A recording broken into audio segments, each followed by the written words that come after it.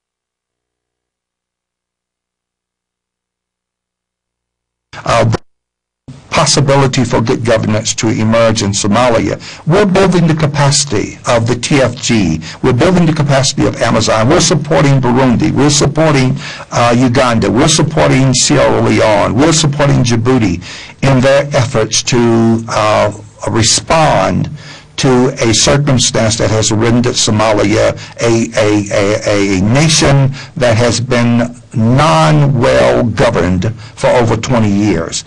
And we're really pleased that the IGAD nations, that the nations on the Horn, the nations on the east of Africa have decided that it is time for Somali people to have an opportunity to develop their own freedom and to develop their own direction without having to worry about terrorist groups that come to Somalia from Pakistan and from Afghanistan and from other places on the face of the globe. In that sense, we are building the capacity. We're building the capacity in the development of democracy and good governance and public health.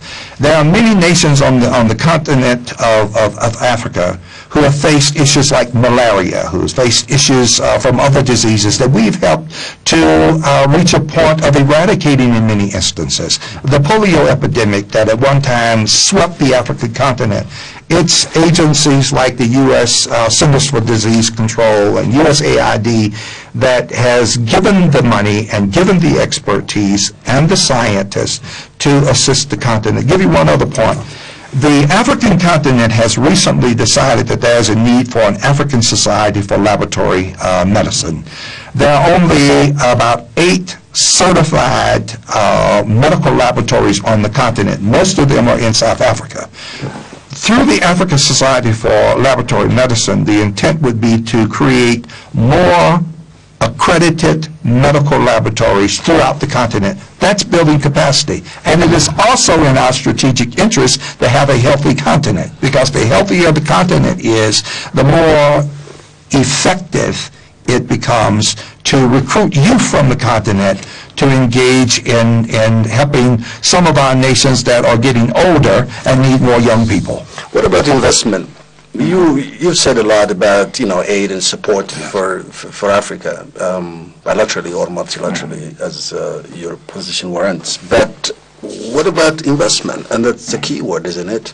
Well, I don't see so much interest from African, American multinational corporations. Well, now, Chevron and Delta. Yeah, well, you did all companies you do. In Delta Airlines you do. In fact, Ethiopian Airlines, for example, has just signed a partnership agreement with SkyTeam that has United Airlines and some other U.S. Airways. And one of the reasons that kind of development is taking place is because there are so many wealthy Africans in the U.S. who are not only sending money back to the continent, but who are visiting the continent far more often than they used to visit the continent. The one problem we do have, however, in terms of some of our multinational corporations, is that when a multinational corporation from the U.S. invests, at the end of the day, it's always looking for profit and return. That's the way capitalism works. That's the way our system works. So what happens is that because each of the nations on the continent have their separate laws on tariffs and on transport of duties and on export and import, it gets difficult for an American company to sign a contract, let's say with Tanzania. Well, what we really want to do is work with all of the nations in the East Africa community.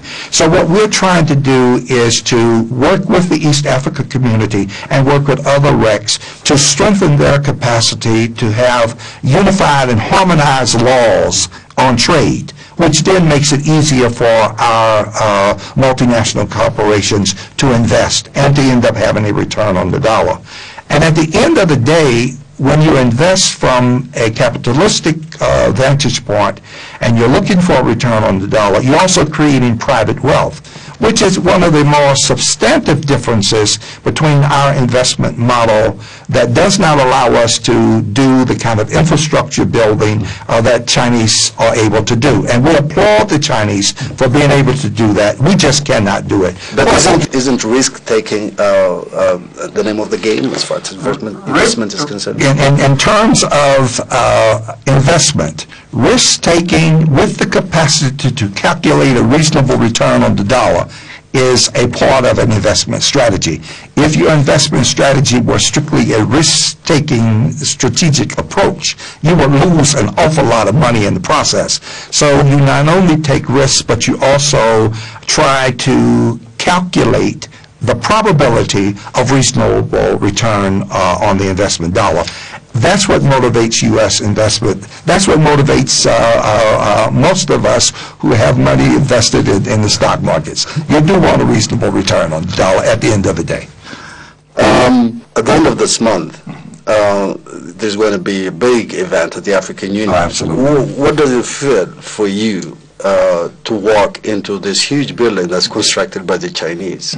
Well, two things. It gives me tremendous pride in the fact that Addis Ababa, Ethiopia, is clearly, unquestionably, the political and diplomatic capital of the entire continent. So it stands to reason that the African Union should have a facility that is comparable to the United Nations facility in the U.S. This new phenomenally grand facility that is not only built by Chinese money, that is going to be furnished by Chinese as well, represents a tremendous commitment that the Chinese government has to a multilateral approach to the African continent.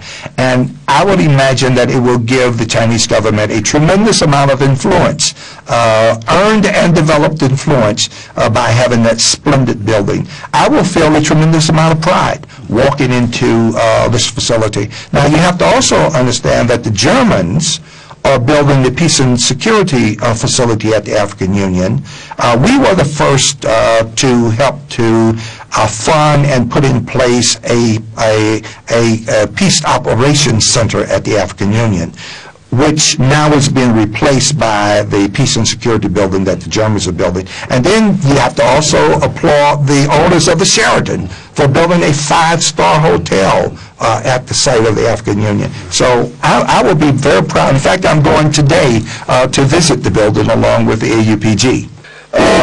You think that President Obama is going to get the second term? Well, you know, as an ambassador, I can't engage in discussions about politics. But certainly you're appointed by President Obama to be I'm certainly appointed by him and proud to be appointed by him and proud to serve him and also proud to serve Secretary Clinton. But as an ambassador, I can't get engaged in what my political hopes will be and will not be. Let's assume that President Obama is re-elected. Okay. You think his policy on Africa would change a bit? Would he follow certain, not major, but kind of directions that would set the course on a new route? I think the policy will be an expansion of his major speech in Cairo, which we're beginning to see a lot of results from. It will be an expansion of his major speech in Ghana when he came to the continent. In the first year of his administration, we have had more U.S. very high-level visitors to the African continent than any other administration in the history of the U.S. In fact, Secretary Clinton was the first U.S. Secretary of State to address the African Union in the African Union Hall. I think we will build on that. I think we will build on that as best we can with the economic constraints that we and Europe are now facing.